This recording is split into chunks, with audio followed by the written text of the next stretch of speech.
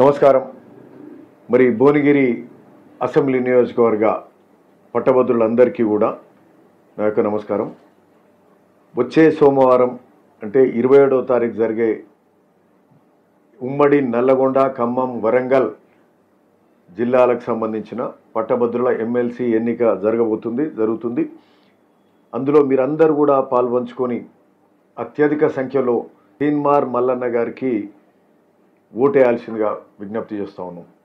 ముఖ్యంగా భువనగిరి నియోజకవర్గ పట్టభద్రులకు మీకు నా యొక్క ముఖ్యమైన విన్నపం ఏంటంటే, తీన్మార్ మల్లన్న స్థానికుడు, మన భువనగిరి ఎస్ఎల్ఎన్ఎస్ కాలేజీలో చదువుకున్న వ్యక్తి.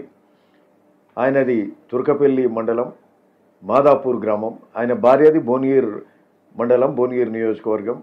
సో మనోడు, మన ఊరు, మన ప్రాంతం అనేది ఆలోచన చేస్తాం. అందులో భాగంగా మొదటిగా నా యొక్క విన్నపం ఏంటంటే, తీన్మార్ మల్లన్న మన ప్రాంతవాసి కాబట్టి మరి ఆయనకు ఓటేయాల్సిందిగా కోరుతున్నాం. రెండవది కూడా ముఖ్యమైనది ఏంటంటే, తెలంగాణ గత 10 ఏళ్ళ నుంచి 10 ఏళ్ళకెళ్ళి కూడా మరి టీఆర్ఎస్ ప్రభుత్వం తప్పిదనాలన్నీ కూడా వేలెత్తి చూపుతూ ప్రజలను చైతన్యపరుస్తూ మరి ఎప్పటికప్పుడు టీఆర్ఎస్ను వాళ్ళ యొక్క తప్పులన్నీ కూడా ఎండగట్టే కార్యక్రమం చేస్తూ ప్రజలను చైతన్యవంతం చేసి మరి ఈరోజు తెలంగాణ రాష్ట్రంలో మార్పు జరిగి టీఆర్ఎస్ ప్రభుత్వాన్ని పడగొట్టి మరి కాంగ్రెస్ ప్రభుత్వం రావడంలో ఇట్లాంటి అంటే అనేక వర్గాల ప్రజలు కూడా పనిచేసినారు. అందులో జర్నలిజం ఓ యూట్యూబ్ ఛానల్ పెట్టుకొని చేసిన వాళ్ళల్లో అతి కొద్ది మందిలో తీన్మార్ మల్లన్న ముఖ్యుడు.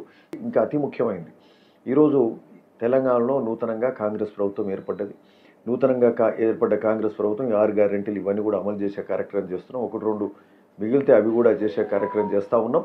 సరే, గెలిచిన ఈ ప్రభుత్వానికి ఎమ్మెల్యేలకు తోడుగా మొన్న జరిగిన ఎంపీ ఎలక్షన్లో కూడా ఖచ్చితంగా మేము గెలవబోతున్నాం. చామల కిరణ్ భువనగిరి నుంచి పార్లమెంట్ అభ్యర్థిగా గెలవబోతున్నారు. మరి ఈరోజు ఎమ్మెల్సీ కూడా గెలవాల్సిన అవసరం ఉందని కూడా మేము కోరుతా ఉన్నాం.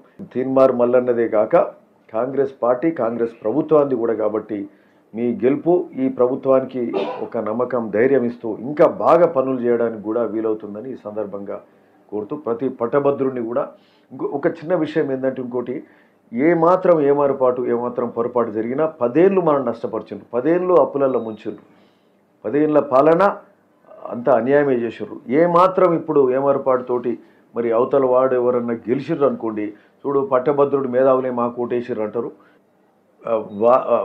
మళ్ళా కాంగ్రెస్ పార్టీ మరి గెలవాలి. కాంగ్రెస్ పార్టీ గెలిస్తే మరి తీన్మార్ మల్లన్న గెలుపుతోటి మళ్ళా కాంగ్రెస్ పార్టీని ఆశీర్వదించాల్సిందిగా కోరుతా ఉన్నాం. Thank you.